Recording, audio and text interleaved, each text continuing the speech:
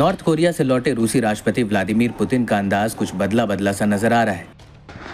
Ukraine के खिलाफ युद्ध में भी पुतिन की सेना ने नया पैनापन दिखाया है। यूक्रेन के मददगार देशों को एक बार फिर से पुतिन ने कड़ी नसीहत दे डाली है। पुतिन की नई चाल से अमेरिका और नाटो देशों को बड़ा झटका लग गया है। रूसी राष्ट्रपति ने हाल में बड़ा ऐलान कर दुनिया को चौंका दिया है। यूक्रेन की ढाल बने अमेरिका के कम दूरी की मिसाइलों की सप्लाई कर आग में घी डालने का काम किया है। इससे भड़के पुतिन ने फिर से मध्यम और कम दूरी की मिसाइलों को बनाने का आदेश दे डाला है। पुतिन ने कहा है कि रूस मीडियम रेंज की परमाणु सक्षम मिसाइलों को बनाएगा। इसके बाद ये तय करेगा कि उन्हें यूरोप में नाटो देशों और एशिया में अमेरिकी सहयोगियों की सीमा के भीतर तैनात किया जाए या नहीं। साफ है कि पुतिन ने अपने दुश्मनों को सीधी धमकी दे डाली है। उन्होंने हथियारों की तैनाती की फिलहाल कोई डेडलाइन नहीं बताई है, मगर पुतिन की चेतावनी को पश्चिमी देश बिल्कुल भी हल्के में नहीं लेने वाले हैं। पुतिन ने यूरोप और एशिया में ट्रेनिंग एक्सरसाइज के नाम पर मीडियम रेंज परमाणु सक्षम मिसाइलें लाने के लिए अमेरिका को कसूरवार ठहराया है।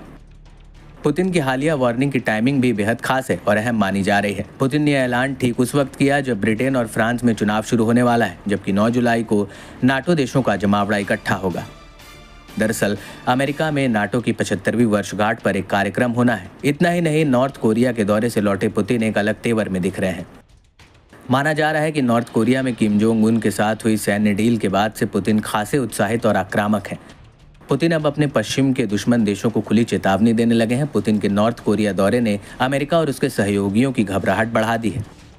एक बार फिर पुराने समझौतों पर बहस छिड़ गई है। बता दें कि अमेरिका ने साल 2019 में रूस के साथ 1987 की इंटरमीडिएट रेंज परमाणु बल संधि से ये कहकर पीछे हटा था कि रूस समझौते का उल्लंघन कर रहा है। हालांकि रूस ने अमेरिका के इन आरोपों को मानने से साफ इनकार कर दिया था। दावा है कि रूस ने इस संधि के चलते 500 से 5500 किलोमीटर तक की दूरी वाली जमीन आधारित बैलिस्टिक और क्रूज मिसाइलों को बनाना बंद किया था। पुतिन ने कहा कि रूस ने ऐसी मिसाइलों को तैनात नहीं करने का वादा किया था, मगर अमेरिका ने इन्हें धड़ल्ले से बनाया। इसे डेनमार्क और फिलीपींस लाकर अभ्यास कर रहा है, जो रूस के भीतर तक हमला करने में सक्षम है। अब रूसी राष्ट्रपति पुतिन ने राष्ट्रीय सुरक्षा समिति की बैठक में कहा है कि हमें इन मिसाइलों को बनाना शुरू करना चाहिए। इन मिसाइलों को ऐसे स्थानों पर रखना चाहिए जहां से हमारी राष्ट्रीय सुरक्षा सुनिश्चित हो। ऐसे में माना जा रहा है कि INF संधि का अंत अमेरिका और रूस के बीच संबंधों की तनातनी में बड़ा कदम साबित हो सकता है। गौरतलब है कि इससे पहले रूस बीते साल न्यू स्टार्ट ट्रीटी से भी बाहर आया था, जो दोनों पक्षों के बीच परमाणु हथियारों को लेकर आखिरी समझौता माना जाता रहा है।